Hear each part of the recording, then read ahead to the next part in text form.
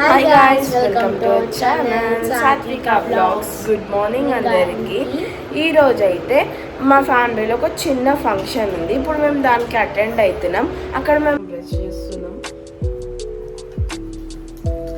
Ready అయిపోయినాము. ఇప్పుడైతే function attend కావాలని మా అమ్మమ్మ ఇంటికి వెళ్తున్నాము.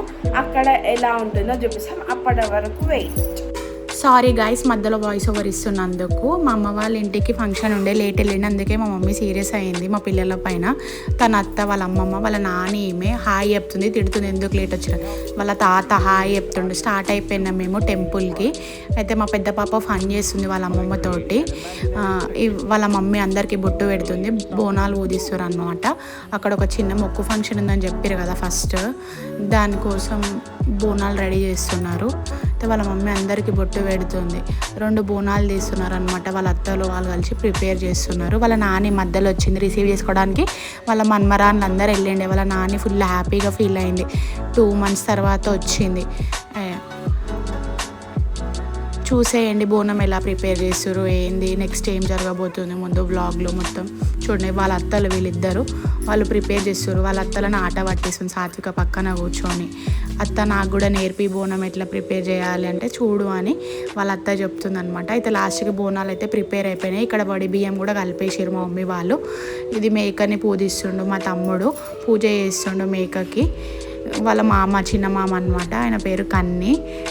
ఆయనని ఇరిటేట్ చేస్తున్నారు పూజ చేస్తుంటే అట్లా. అయితే స్టార్ట్ అయిపోతున్నాము బోనాలు. ఆమె మా మమ్మీ అనమాట. మా మమ్మీ ఇంకా మా వదిన ఇద్దరికి బోనాలు ఎత్తి తీసుకొని వెళ్తున్నాం టెంపుల్ దగ్గరికి. అందరం ఫ్యామిలీ కలిసి వెళ్ళిండే.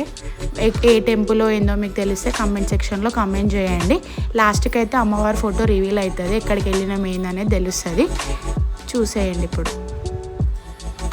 అందరం వెళ్తున్నాం. అతను, మా అన్న, వెనక మా డాడీ వాళ్ళందరూ వస్తున్నారనమాట.